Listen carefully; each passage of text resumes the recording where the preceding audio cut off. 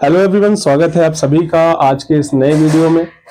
तो आज का जो वीडियो है आपके सामने क्वेश्चन है। क्वेश्चन बोर्ड में पूछा जा चुका है 5 मार्क्स में।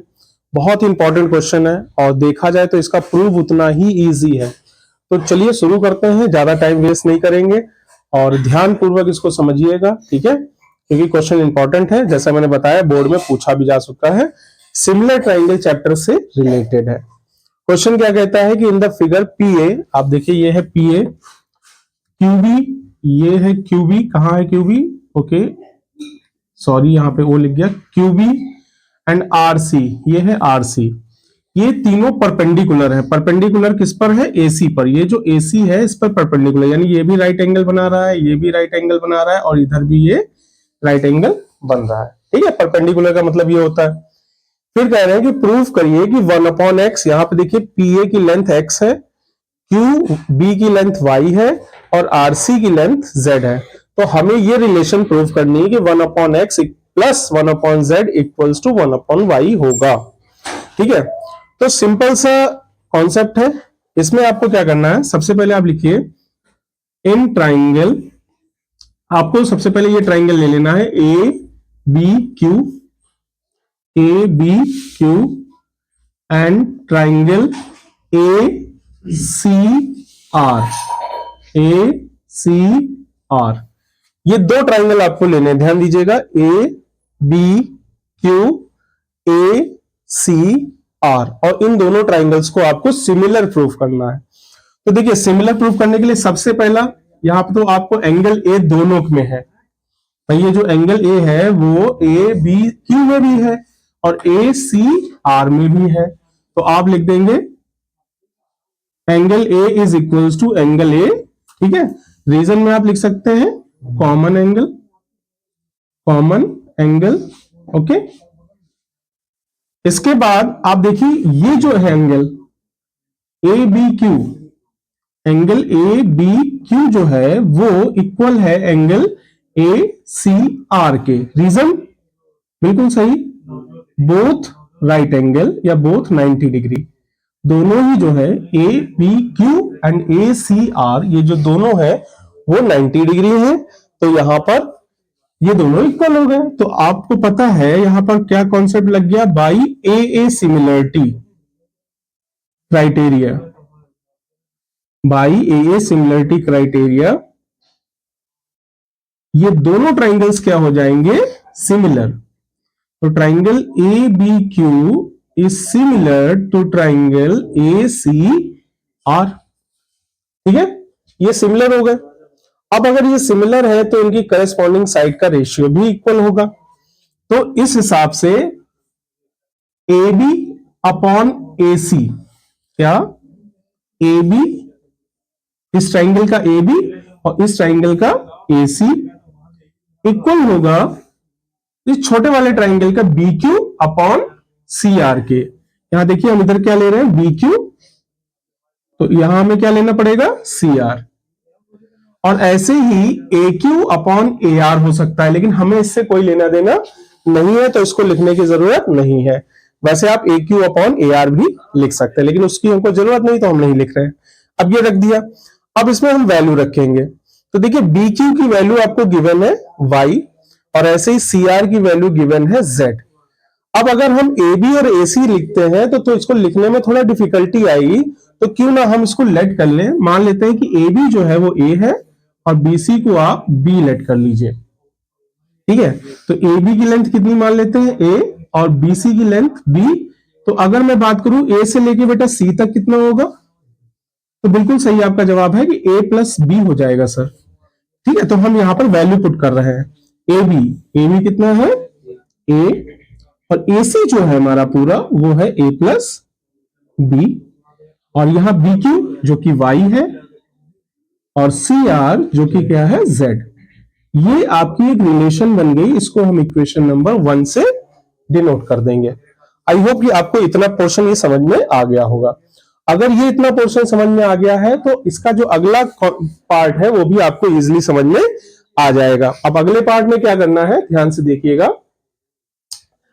अगले पार्ट में हम लेंगे ट्राइंगल इधर से C B CBQ and triangle CAP, ठीक है, CAP।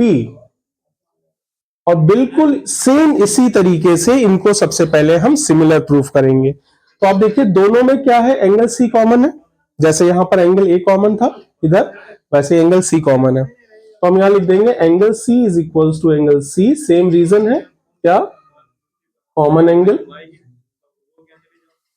एंड दूसरी चीज क्या है कि CBQ जो है, CBQ is equal to angle CAP।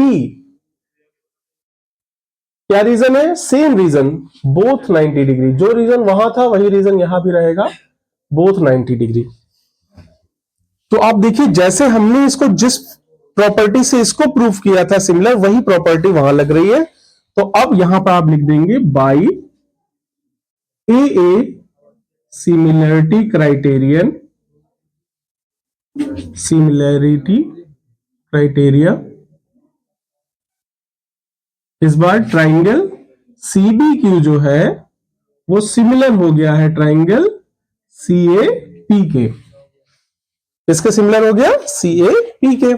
अब जब ये दोनों सिमिलर है तो वही चीज करेस्पॉन्डिंग साइड कौन कौन सी होंगी, यहां देखिए, यहां पे अगर हम CB ले रहे हैं तो यहां पर हमको क्या लेना पड़ेगा, CA।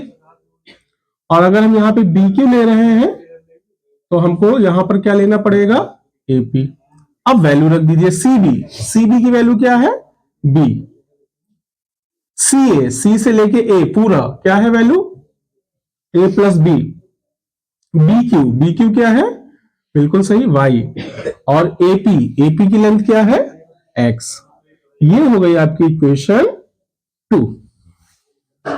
तो आई होप कि आपको ये चीज भी समझ में आ गई होगी, दोनों ही सेम है, ज्यादा कोई इसमें कंफ्यूजन वाली बात नहीं है। तो दोनों चीज समझ में आ गई। अब आपका लास्ट स्टेप, सिंपली आपको क्या करना है, इक्वेशन 1 और 2 को ऐड कर देना है और आपका सॉल्यूशन आ जाएगा। तो यहां पे आप लिख देंगे बाई एडिंग इक्वेशन 1 एंड 2। और ये क्वेश्चन मैंने आपको पहले ही बताया बहुत इंपॉर्टेंट है, तो इसको बहुत अच्छे से समझिएगा।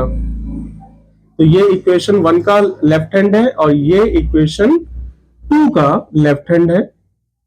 ऐसे ही ये इक्वेशन 1 का राइट हैंड है y अपॉन z, और इसी तरीके से ये इक्वेशन 2 का राइट हैंड है y अपॉन x। ओके, ठीक है। अब मैं क्या करने वाला, बहुत सिंपल है, यहां पे देखिए a plus B, denominator same है। आपको पता है अगर डिनोमिनेटर सेम होता है तो एलसीएम में कोई छेड़छानी नहीं करनी है, सॉरी न्यूमरेटर में कोई छेड़खानी नहीं करनी है, न्यूमरेटर एज इट इज लिख देते हैं। तो ये a प्लस बी आ जाएगा। यहां आप एलसीएम नहीं लेंगे, देखिए एलसीएम अगर हम लेते हैं तो ये बन जाएगा ZX, जिसकी हमें कहीं भी जरूरत नहीं है। तो हम लोग सिंपली क्या करेंगे, यहां से y कॉमन ले लेंगे। क्या ले लेंगे, y कॉमन। तो जब हम y कॉमन ले रहे हैं तो मेरे पास क्या बचेगा, 1 upon z plus 1 upon x। अब अगर आप ध्यान से देखिए तो आधा काम हमारा हो गया, 1 upon x plus 1 upon z हमारा आ गया है, बस थोड़ा सा कम। अब इधर देखिए ये a प्लस बी कैंसिल हो जाएगा, तो क्या बचेगा 1। और ये जो y इधर मल्टीप्लाई में है ये यहां डिवाइड में आ जाएगा, और राइट हैंड हमारा क्या बचता है, 1 upon z plus 1 upon x। तो इस तरीके से आप देखेंगे कि ये हमारा प्रूफ हो गया कि 1 upon x plus 1 upon z is equals to 1 upon y। तो इस तरीके से आप इजीली इसको जो है प्रूव कर सकते हैं। देखने में जितना ये क्वेश्चन टफ लगता है उतना ही इजी है। आपको क्या करना है, पहले दो ट्रायंगल्स को सिमिलर करके ये रिलेशन बनानी है, सेम उसी प्रोसेस से दूसरे दो ट्रायंगल्स को सिमिलर करके आपको ये बनाना है, और दोनों को बस ऐड कर देना है और सॉल्व कर दीजिएगा, आंसर आ जाएगा। आई होप वीडियो आपको पसंद आया होगा। अगर आया है तो अभी जो लास्ट में डिस्क्रिप्शन में आप देखेंगे जाकर के कि बहुत सारे वीडियो पड़े हैं, उनको जाकर के देखिए और अपना 10th का रिजल्ट अच्छा करिए, माँ बाप के सपने पूरे करिए। मिलते हैं अगले वीडियो में, तब तक के लिए जय हिंद, जय भारत।